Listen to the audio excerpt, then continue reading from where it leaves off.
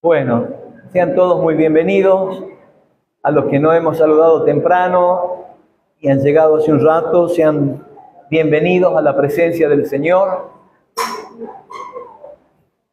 Último fin de semana de marzo ya, ¿Sí? Bueno, como los días pasan rápido, el Señor no se tarda tampoco en hacer su obra. Los días pasan rápido, Dios sabe que estamos sujetos a tiempo, usted y yo estamos sujetos a tiempo. Dice la Escritura que los más fuertes vivirán más de 80 años, ellos serán los más fuertes, pero después todos estamos sujetos a tiempos y Dios, que conoce nuestras necesidades, diga conmigo, no se va a demorar. Así que mi hermano, si usted está esperando un milagro, no desespere, Dios no se va a demorar. Dios llega justo a tiempo. Amén. Dios llega justo a tiempo. Y Él nos da mucho más de lo que nosotros creemos, pensamos o esperamos. Dios nos da siempre mucho más. En esto de seguir al Señor en su camino, por la gracia de haberlo conocido a Él, uno va a Dios que sea poderoso para poder cambiar nuestra mente y nuestro corazón. Ahí vino el Espíritu Santo, ¿verdad? Si no hubiera sido por el Señor, si no hubiera sido por el Espíritu Santo, ¿a dónde estaríamos usted y yo? Si no fuera por el Espíritu Santo, seguiríamos siendo los mismos, hombres y mujeres netamente carnales, naturales, pero desde que el Señor llegó a nuestro corazón, comenzó un proceso. El proceso es algo que no a todos les gusta, pues tenemos una mentalidad que parecería que Dios tiene que hacer todo inmediatamente. Dios tiene que hacer por arte de magia todo, cambiar cuando yo quiero que cambie, darme cuando yo quiero, ¿verdad? Pero esa es la mentalidad de una persona natural. Pero cuando vamos conociendo al Señor, cada vez más vamos comprendiendo, como le decía al principio. Dios nunca llega tarde, Él llega justo a tiempo. Pero en ese justo a tiempo de Dios, en nosotros hay un proceso. Hay un proceso. Antes no entendíamos por qué pasábamos algunas cosas. Hoy ya entendemos algunas cosas. Otros entienden un poquito más, otros entienden un poquito menos, y los cabezas duras no quieren entender. No quieren entender. Usted me dirá, pastor, ¿pero hay cabezas duras en el reino? Sí. Hay muchos cabezas duras que sabiendo lo que tienen que hacer, no lo hacen. Entonces, como no lo quieren hacer, porque son cabeza dura, Dios tiene un proceso con ellos. ¿Y saben a veces cuál es el proceso del cabeza dura? El silencio de Dios. Cuando hay gente que es necia, cabeza dura, que no quiere cambiar, Dios hace silencio. No es que lo deja, no es que se va, no es que lo ignore, no es que le da la espalda, sino que hace silencio. Porque al necio no lo transforman las palabras. Dice la Escritura que si usted corrige a un necio, va a terminar peleando con el necio. Pero si usted corrige al sabio, el sabio va a querer siempre ser corregido porque valora el consejo como un tesoro. Pero el necio, usted le puede dar el mejor de los consejos, pero no lo va a tomar. ¿Y qué pasa cuando usted le da el consejo al necio? ¿Sabe que termina usted enojado, molesto, porque la otra persona no quiere cambiar. Usted le va a mostrar la verdad, usted le va a mostrar la solución a su problema, usted le va a mostrar cómo tiene que hacer para que la cosa cambie, y él dice, ya voy a ver cómo lo hago. Por eso la Biblia dice que nosotros no nos creamos sabios en nuestra propia opinión. Porque si no necesitaríamos del consejo, ¿saben que no existiría tampoco la Biblia? Si el ser humano no necesitaría el consejo, no existiría la palabra de Dios. Ahora, la palabra de Dios tiene poder porque es el Espíritu Santo que le da vida a la propia palabra. La Biblia tiene tanto poder para transformar el corazón de una persona porque ha sido inspirada por Dios y es útil para redarguir, para corregir, para instruir en justicia, a fin de que el hombre de Dios sea enteramente preparado para toda buena obra. La palabra de Dios es útil. Y usted y yo cambiamos cuando nos encontramos con el consejo de la palabra, cuando leemos la Biblia. Por eso es tan importante que usted tenga una Biblia. ¿Usted trajo su Biblia hoy? Gloria al Señor. Mire, si tiene su Biblia en el celular, bloquee Facebook, bloquee el WhatsApp, esta horita, que apaguen los datos. Bueno, que queden con la Biblia nada más, porque si hay algo que distrae demasiado es la Biblia en el celular, ¿no? Porque si usted tiene las notificaciones prendidas ahí, ahí nomás usted sabe que le llegó un mensajito y inmediatamente deja, si se distrae y comenzamos a ver lo que nos mandan, tal vez nada importante, pero allí está, distraído. Entonces, hay un proceso en nosotros y el proceso que usted y yo tenemos que entender que hemos comenzado desde que hemos aceptado a Jesús es un proceso de santificación. Diga conmigo, santificación. Santificación. Miren, aunque usted no lo crea, Dios nos ve santos. ¿Sí? Aunque usted no lo crea, Dios nos ve santos. Partiendo de esto, nosotros sabemos que la palabra santo significa apartado, ¿no?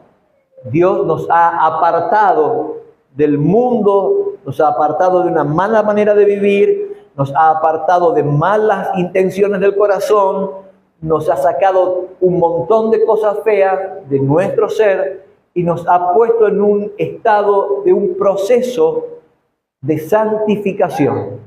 Quiere decir que todos los días usted y yo somos un poquito más limados,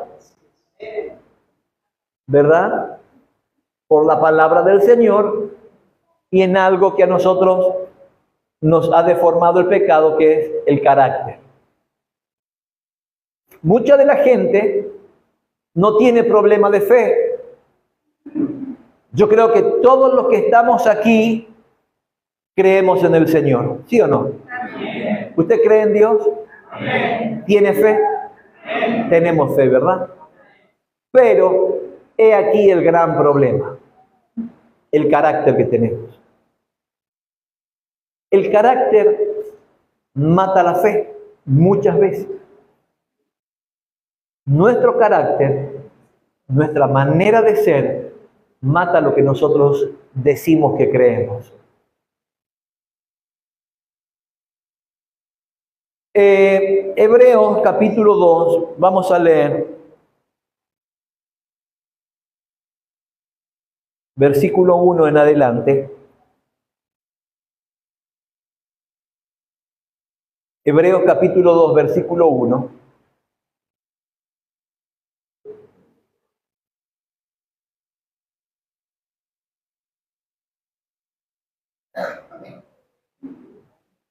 Miren, desde que yo he comenzado a predicar este tema, me han sucedido cosas personales que vinieron a probar de verdad mi corazón, mi forma, mi ser. Podemos tener muchos años en el Señor, pero a veces nos descuidamos de algunas cosas, aflojamos otras, estamos confiados en otras, y el Señor nos quiere siempre atentos. El libro de Hebreos dice así: por tanto, es necesario con más diligencia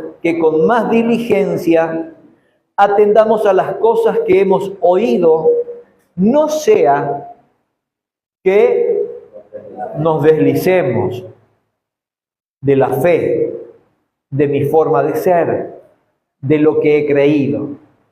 Por tanto, es necesario con más atención, con más rapidez, con más diligencia, que atendamos a las cosas que hemos oído, no sea que nos deslicemos. Porque si la palabra dicha por medio de los ángeles fue firme, y toda transgresión y desobediencia recibió justa retribución, ¿cómo escaparemos nosotros si descuidamos una salvación tan grande, la cual, habiendo sido anunciada primeramente por el Señor, nos fue confirmada por los que oyeron, testificando Dios juntamente con ellos, con señales y prodigios y diversos milagros y repartimientos del Espíritu Santo, según su propia voluntad? Porque no sujetó a los ángeles el mundo venidero, acerca del cual estamos hablando, pero alguien testificó en cierto lugar diciendo: ¿qué es el hombre para que te acuerdes de él? ¿O el hijo del hombre para que lo visites? Le hiciste un poco menor que los ángeles, le coronaste de gloria y de honra, y le pusiste sobre las obras de tus manos. Todo lo sujetaste bajo sus pies, porque en cuanto le sujetó todas las cosas, nada dejó que no sea sujeto a él. Pero todavía no vemos que todas las cosas le sean sujetas. Pero vemos a aquel que fue hecho un poco menor que los ángeles, a Jesús.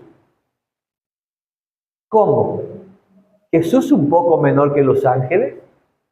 Sí, porque aquí habla del Jesús hombre, no de Jesús Dios. Habla de Jesús hombre. Habla del Señor que fue encarnado en el vientre de María, nació, ¿verdad?, por el poder del Espíritu Santo, pero nació hombre, nació humano. Entonces, por eso dice la Escritura que este Cristo, hablando de este Cristo hombre, fue hecho menor que los ángeles. El Cristo divino es Dios. El Cristo menor que los ángeles es el Cristo hecho hombre. Amén. Y usted va a entender ahora esto.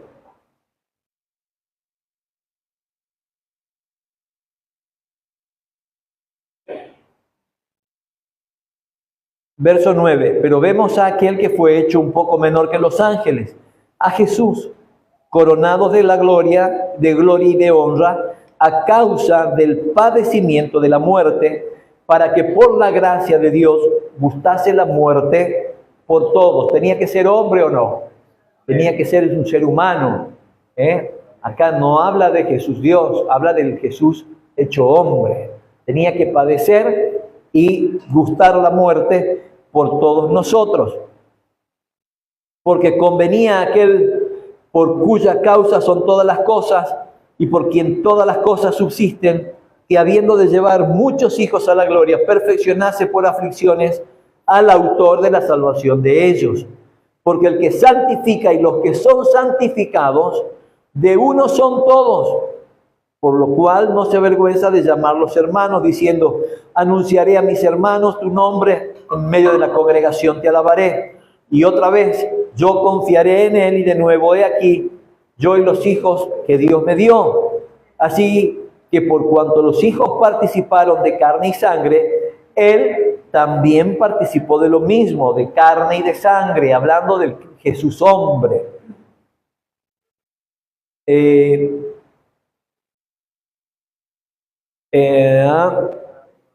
¿Estoy en qué verso? 14. Así que por cuanto los hijos participaron de carne y sangre, Él también participó de lo mismo para destruir por medio de la muerte al que tenía el imperio de la muerte. Esto es, al diablo, y librar a todos los que por temor de la muerte estaban durante toda la vida sujetos a servidumbre. Porque ciertamente no socorrió a los ángeles, sino que socorrió a los descendientes de Abraham, por lo cual debía ser en todo semejante a sus hermanos, para venir a ser misericordioso y fiel sumo sacerdote en lo que a Dios se refiere para expiar los pecados del pueblo, pues en cuanto él mismo padeció siendo tentado, es poderoso para socorrer a los que son tentados.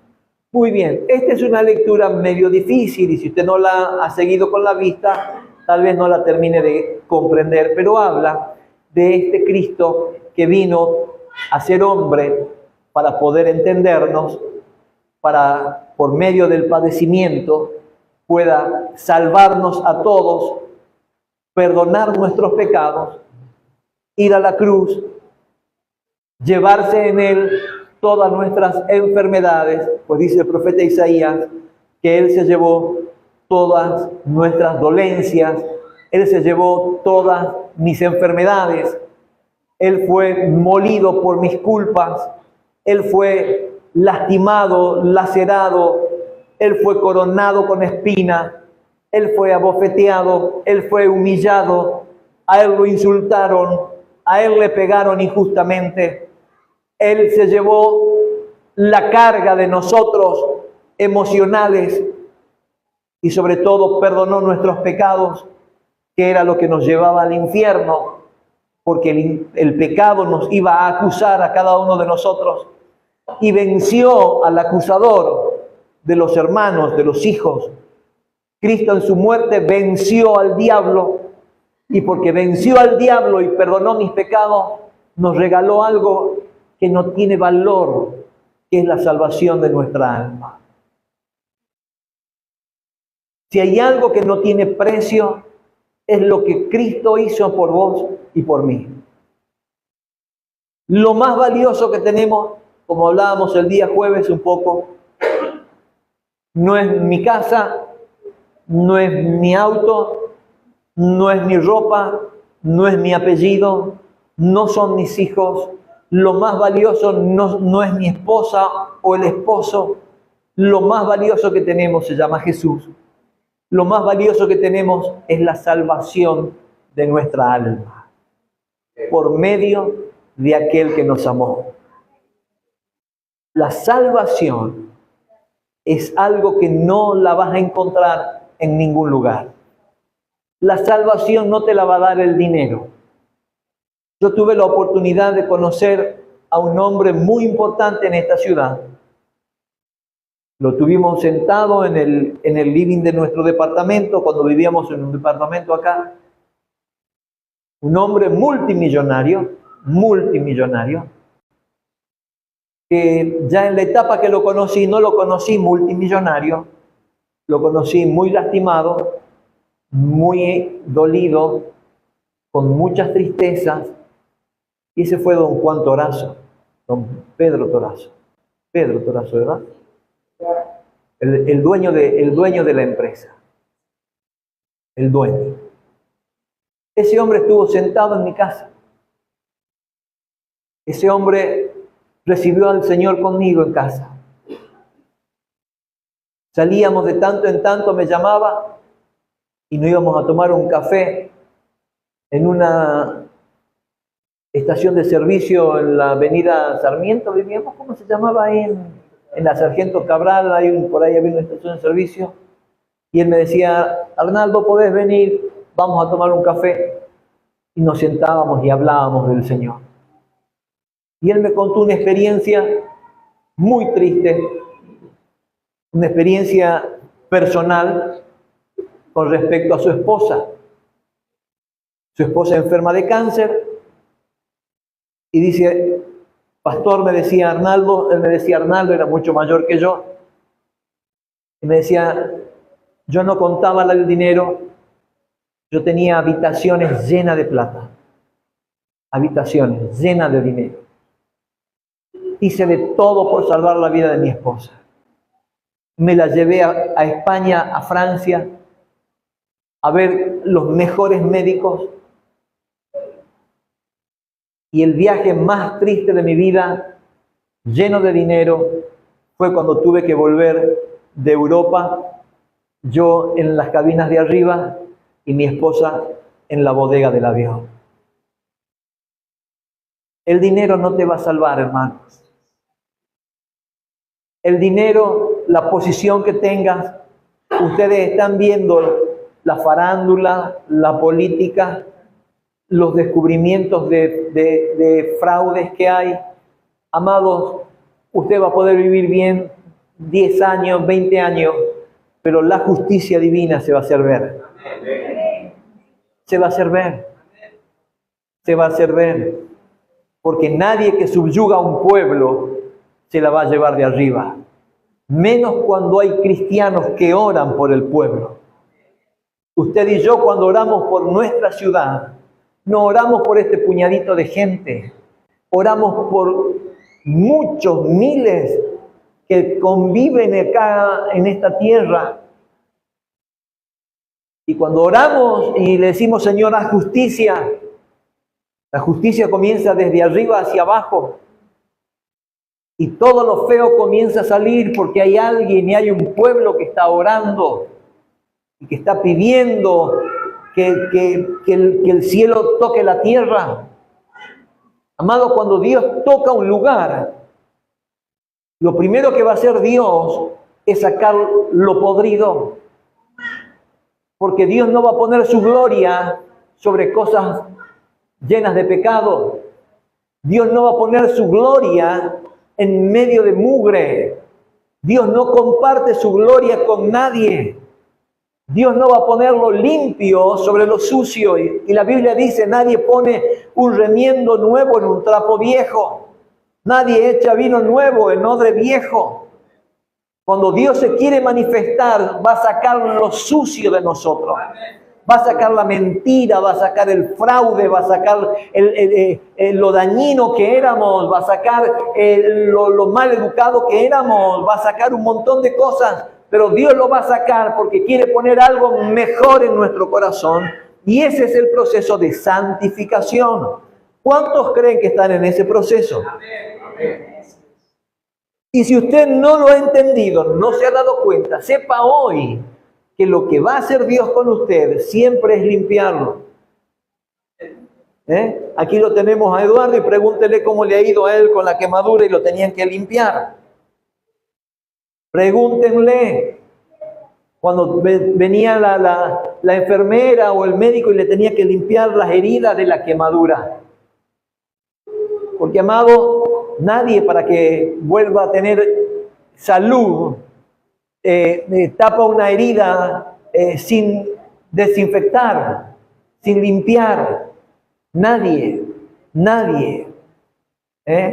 Hay médicos que pierden sus matrículas por malas praxis, justamente por no desinfectar una herida o dejar un instrumento dentro de un cuerpo o algodones. Y se han olvidado de sacar una gasa o un algodón y eso comienza a podrir. Dios hace exactamente lo mismo con nosotros. ¿Usted quiere ser santo? Sí, amado. ¿Nos conviene ser santos? Sí, mi amado. Porque sin santidad nadie verá a Dios. Sin santidad. Sin santidad, diga conmigo, sin santidad, nadie verá a Dios. Y cuando empezamos a hablar del proceso, usted tiene que estar atento. Por eso dice Lucas, es necesario que con más diligencia Atendamos con más diligencia. Bueno, el libro de Hebreos no se sabe si lo escribió Lucas, si lo escribió Pablo, si lo escribió Apolo, ¿verdad? Pero dice así, nosotros procuremos con más diligencia, quiere decir estemos atentos. Atentos a la reacción. Desde que hemos comenzado a hablar de estos temas, suceden cosas. Suceden cosas. Porque muchos vivíamos confiados, creyendo que ya habíamos superado algunas cosas. Creyendo que estábamos bien. Pero amados, ahí viene el Señor a ver cómo estamos. Un insulto, una provocación, algo.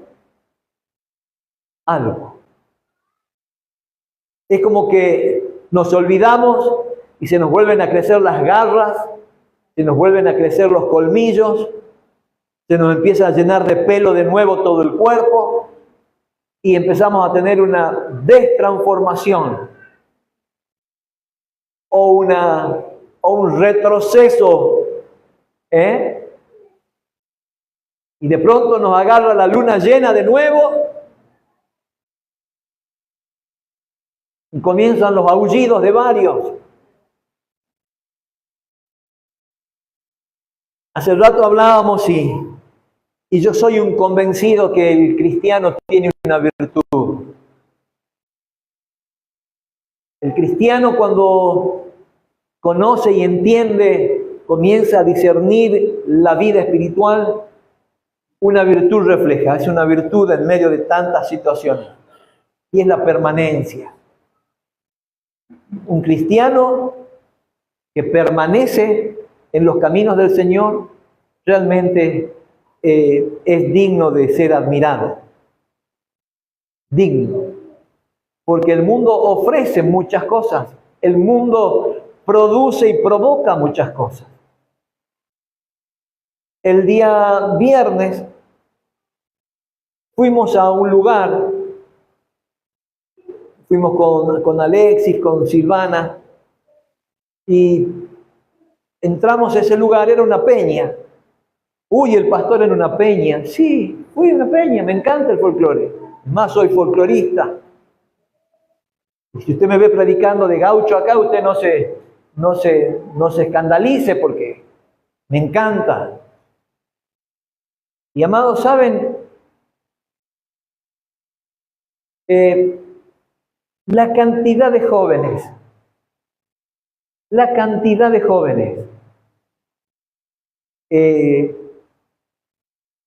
no haciendo nada malo, porque el ambiente no es más que, digamos, ir y escuchar música, comer empanada, tomarse un trago por ahí, pero ahí están muchos, pero mucho en serio.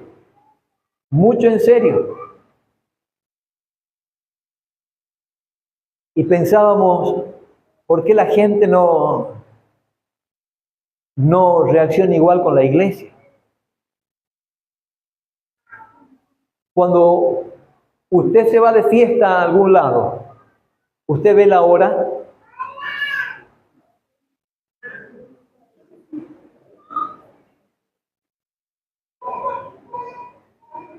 Pero la mayoría de la gente cuando se va a una fiesta, o tiene un 15 o el cumpleaños de alguien, no ve la hora. Y puede estar horas sentado igual que usted, pero en un ambiente distinto. Porque a veces cuando uno va a una fiesta, ¿qué hace? Si usted no baila, se queda sentado, comiendo. Lo que podríamos hacer es ofrecer acá un sándwich, gaseosa, ¿verdad? O lo que fuera, y nos quedamos, contarnos podemos quedar 6 horas. ¿Cuántas horas uno se queda en una fiesta a veces? Por lo menos 4 o 5 horas, fácil, te quedas en una fiesta. Y a veces venimos a la iglesia y estamos pensando, me voy. ¿Pero por qué te vas? Porque tengo que hacer algo. ¿Qué es más importante? Porque cuando Dios quiere bendecirte, amado, a Dios no le importa mover la cartera de ninguna persona para bendecirte. Cuando Dios te quiere bendecir, va a mover la billetera o la chequera de cualquiera y te va a decir, mira, esto es para vos. No sé qué pasó, pero esto es para vos. Ahí está. Nos sucede a nosotros. Pastor, yo tengo esto para colaborar. Ahí está. Listo. Pero la santidad es la que debemos guardar.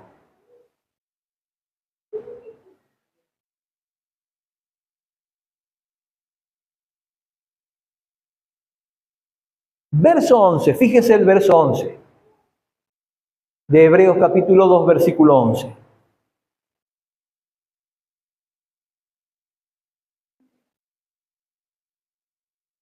¿Qué dice? Porque el que santifica y los que son santificados, de uno son todos. Dígame, ¿de quién habla? ¿Quién santifica? El Señor. ¿Y quiénes somos santificados? Nosotros. ¿Y de quiénes somos? Tanto el Señor como nosotros. ¿De quién? De Dios Padre.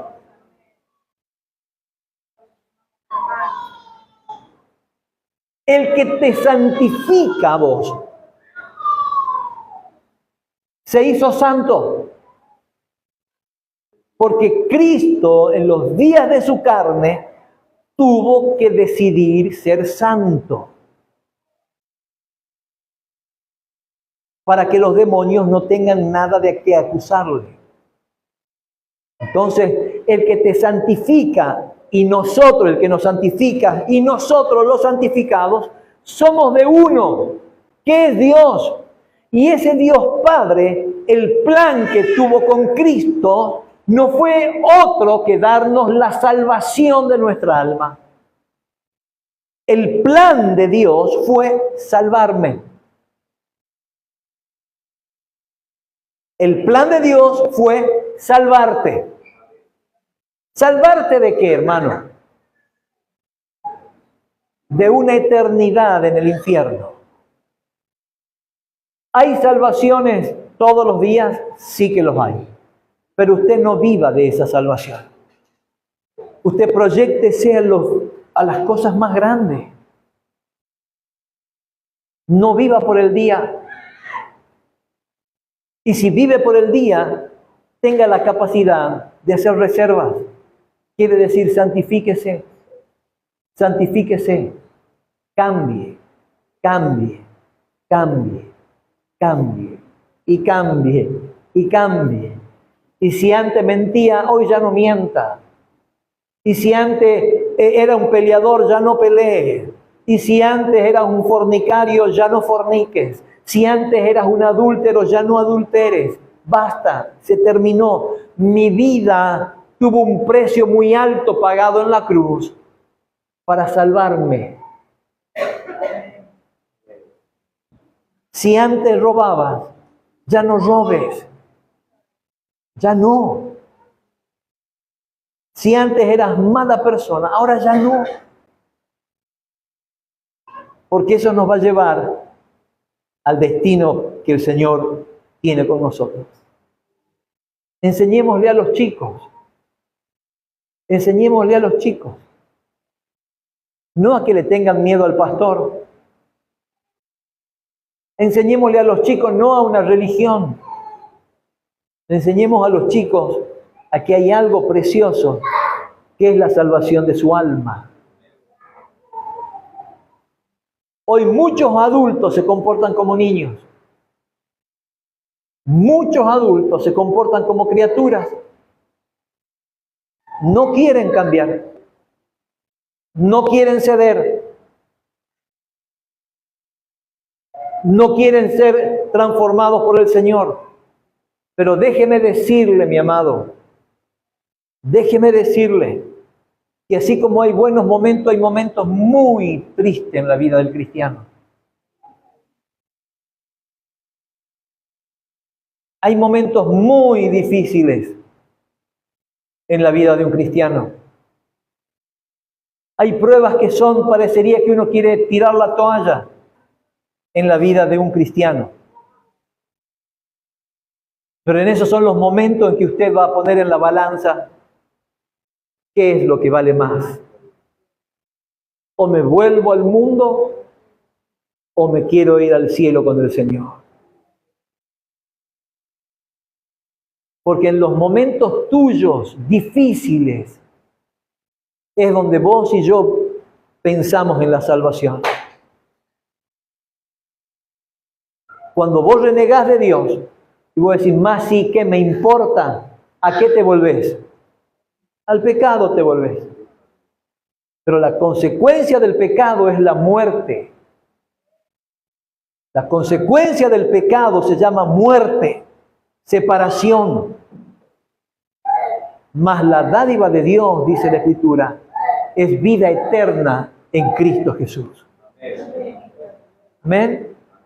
Así que te invito a que en este tiempo, no en este tiempo, hasta que el Señor te lleve, hermano, camines atento a la salvación de tu alma. Si la muerte te encuentra antes, listo, acá estamos. Pero si no, ¿saben cuándo la gente comienza a poner marcha atrás y quiere volver el tiempo cuando se encuentra en esos estados? Y pide perdón ya en el lecho de muerte. Porque sabe que aunque haya sido mala o malo o haya negado su fe, sabe que después de la muerte se tiene que encontrar con alguien. El hombre sabe en su interior, sabe a lo largo de la historia de la humanidad, el hombre sabe que después de la muerte hay algo más. Que no vengan los ateos, que no vengan ninguno que digan, no, después de la muerte no hay nada, todo se termina. Veamos cuando estén ahí en la línea que separe, pues dice la Escritura que hay entre la vida y la muerte, ¿verdad? Una separación. Pero pregúntele a la gente cuando está en el lecho si cree o no en Dios. Por lo menos le van a decir, por las dudas voy a creer.